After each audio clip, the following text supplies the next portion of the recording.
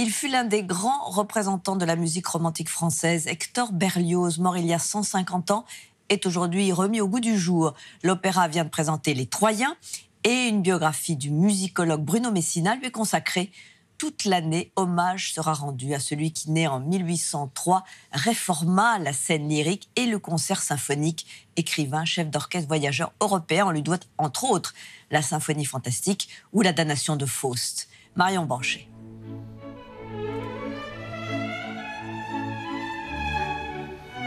Quand Berlioz compose, il ne se contente pas d'une simple symphonie, il écrit une symphonie fantastique.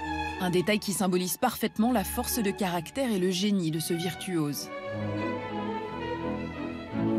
C'est quelqu'un qui invente, qui bouleverse, qui crée de nouvelles formes. À l'occasion des 150 ans de sa disparition, retour sur l'héritage de ce génie avant-gardiste en compagnie de Bruno Messina, auteur de sa biographie et directeur du festival Berlioz, et du chef d'orchestre de renommée mondiale, Pablo Heras Casado. On pourrait dire que c'est le premier compositeur de l'orchestre moderne. Né en 1903 dans une petite ville de l'Isère, rien ne prédestinait le jeune Berlioz, fils de médecin, à la musique classique. C'est une découverte inattendue dans les placards de la maison familiale qui le met sur sa voie. Et il va trouver dans un tiroir du bureau de son père un flageolet. Le flageolet, c'est une petite flûte de berger, toute simple. Il devient vite passionné pour la musique. Il va commencer à écrire des pièces, il va écrire des quintettes, mais avec quelque chose d'absolument fascinant, c'est qu'il n'a pas de véritable éducation musicale. Et cet homme qui va bouleverser l'histoire de la musique, qui va bouleverser les règles de l'orchestre, qui va inventer l'orchestre moderne, n'a jamais entendu d'orchestre avant ses 18 ans.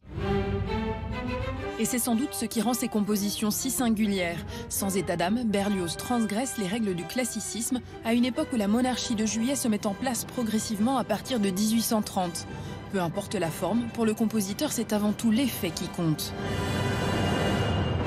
Dans la symphonie funèbre et triomphale, il invente une musique en déambulatoire qui va accompagner la cérémonie depuis le Louvre jusqu'à Bastille. Et puis, il y a une oraison funèbre. Mais on ne va pas faire une oraison funèbre chrétienne après la Révolution française, qui plus est pour des révolutionnaires. Donc, il fait une oraison funèbre au trombone. Premier grand solo de l'histoire de la musique de trombone. Le tromboniste se lève. Vous vous rendez compte, c'est quelque chose de très fort. Il faudra attendre le jazz, Glenn Miller, Bernstein, West Side Story pour imaginer ça.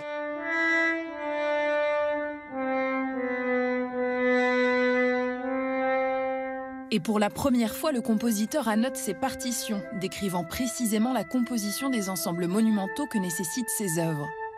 Quand il pense, par exemple, le Te Deum, il va encadrer le public pour le saisir en termes de son. Là encore, il invente la spatialisation avant les autres, puisqu'il y a l'orchestre d'un côté et l'orgue de l'autre. Donc le public est pris entre les deux. Pendant son requiem, c'est la quadriphonie, c'est le home cinéma.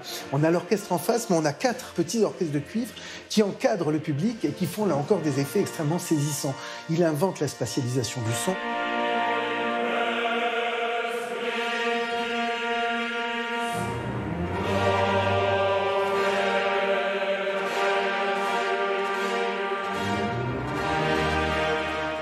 Il utilise cette spatialité très moderne, très sophistiquée, pour créer des effets sonores très subtils qui vont vers une conception dramatique de cette pièce. Il était très fortement influencé par le théâtre, dans la façon qu'il après écrivait sa musique. Il nous raconte une histoire, c'est une musique imaginogène, c'est une musique cinématographique, Berlioz avant le cinéma.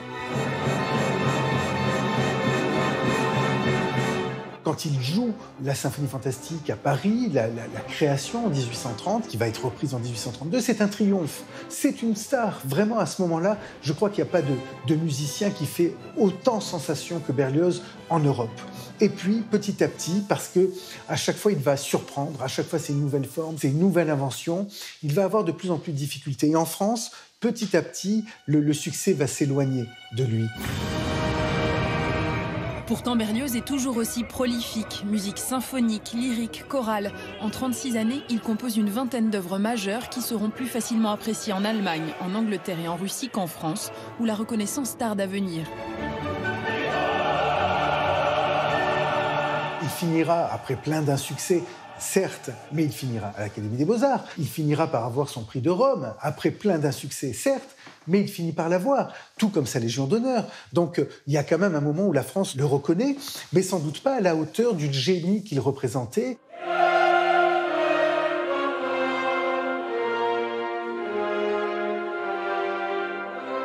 Pourtant, il va marquer de nombreux contemporains, parmi eux Richard Wagner et Franz Liszt, sans parler de ses successeurs, pour qui il est désormais impossible d'ignorer son héritage. Un héritage apprécié aujourd'hui enfin à sa juste valeur.